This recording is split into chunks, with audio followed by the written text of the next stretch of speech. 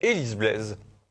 L'état d'urgence sanitaire institutionnalisé. Voilà le nouveau chapitre de la Macronie. Le texte fait l'effet d'une bombe, malgré la pudeur de jeune fille de la presse aux ordres. Lundi, le Premier ministre Jean Castex a déposé un projet de loi instituant, je cite, un régime pérenne des gestions des urgences sanitaires. En d'autres termes, il ne s'agit ni plus ni moins d'institutionnaliser un état d'urgence sanitaire permettant au Premier ministre de légiférer par décret, en faisant donc fi du Parlement. Parmi les réjouissances au programme, on peut lire dès l'exposé préliminaire que le ministre de la Santé pourra ordonner des mesures de quarantaine et de placement à l'isolement. Une disposition que certains voyaient comme un délire des fameux complotistes à la mode. Le texte va rapidement encore plus loin. En effet, quelques paragraphes plus tard, on lit que le texte vise à, je cite, prévoir la possibilité de conditionner l'accès à certains lieux et l'exercice de certaines activités à la réalisation d'un dépistage, la prise d'un traitement préventif ou curatif. Une phrase qui commence à dessiner ce que beaucoup redoutaient et qui s'explicite clairement dans l'alinéa 6 de l'article 1. Accrochez-vous bien.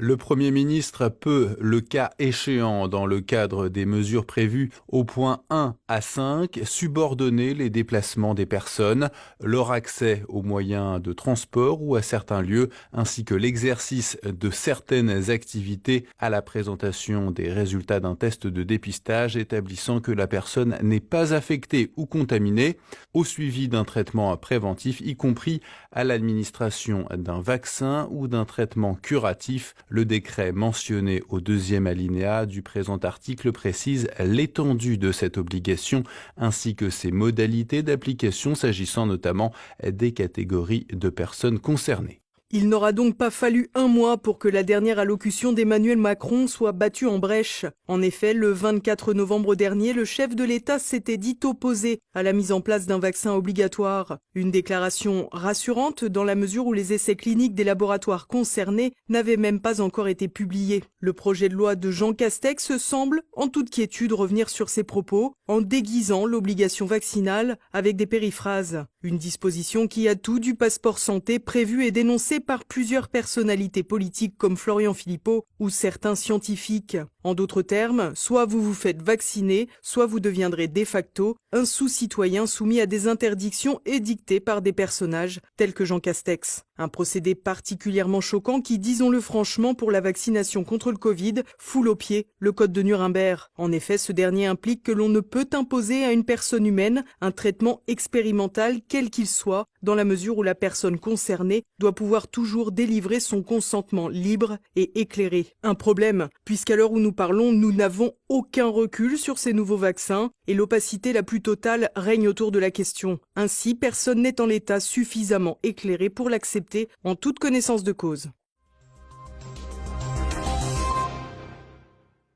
Et pour mieux comprendre ce projet de loi, nous avons joint Fabrice Divisio, avocat du professeur Raoult, spécialiste des questions de santé. C'est un projet de loi qui change l'équilibre institutionnel. C'est-à-dire que concrètement, nous avons aujourd'hui une atteinte à une liberté fondamentale qui est la liberté de circuler, puisque vous avez vu que ce qui se dessine, c'est la notion de passeport vaccinal, entre autres. C'est-à-dire que le Premier ministre a habilitation pour réglementer l'accès à des lieux privés ou publics si vous n'êtes pas testé, pas vacciné ou pas pris de traitement préventif. Eh bien ça, typiquement, ça viole l'article 34 de la Constitution. C'est-à-dire que l'atteinte aux libertés individuelles, à la supposer justifiée, ce qui n'est pas le propos ici, ne peut relever que de la compétence de la loi, du législateur. Il faut qu'il y ait un débat parlementaire. Et ce que cherche à faire M. Castex, c'est ni plus ni moins esquiver pour l'avenir, et un avenir lointain finalement, puisqu'on va être en état d'urgence permanente, tout débat parlementaire. Il veut supprimer le Parlement, M. Castex, ni plus ni moins. On a le sentiment que c'est un projet de loi qui est un peu bâclé, qui arrive d'un seul coup. Le timing est très particulier. Alors, le timing est très particulier, une procédure accélérée, mais en même temps, on vous explique dans l'exposé des motifs que le texte n'a pas vocation à s'appliquer au Covid. Un, ça ne changerait rien à sa gravité, mais deux, s'il n'a pas vocation à s'appliquer au Covid, pourquoi une telle urgence? Et surtout deux, eh bien ma foi, pourquoi ne pas l'inscrire directement dans la loi avec une date d'entrée en vigueur de la loi qui ne soit pas au lendemain de sa parution au journal officiel? C'est-à-dire que, je vais le dire clairement, on a quand même un sentiment d'enfumage dans cette histoire. Et on sait que ce gouvernement, je l'ai suffisamment répété notamment sur votre antenne, ce gouvernement a une propension naturelle au mensonge.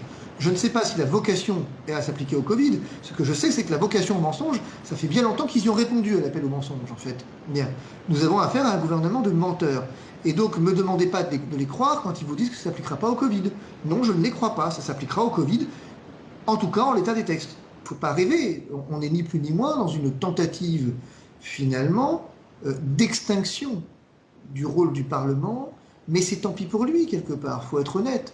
Le Parlement ne s'est pas rebellé dans cette affaire. Le Parlement a pris l'habitude de se taire. Les parlementaires ont pris l'habitude de se taire. Et ça fait un moment que les juristes, dont je fais partie, le droit public, disent « ça va mal se finir, cette histoire ». Et ben voilà, ça se finit mal. Nous sommes en état d'urgence permanente, et j'ai envie de vous poser une question. Aujourd'hui, c'est l'urgence sanitaire, mais demain, ce sera l'urgence climatique. Vous avez vu qu'on en commence déjà à en parler.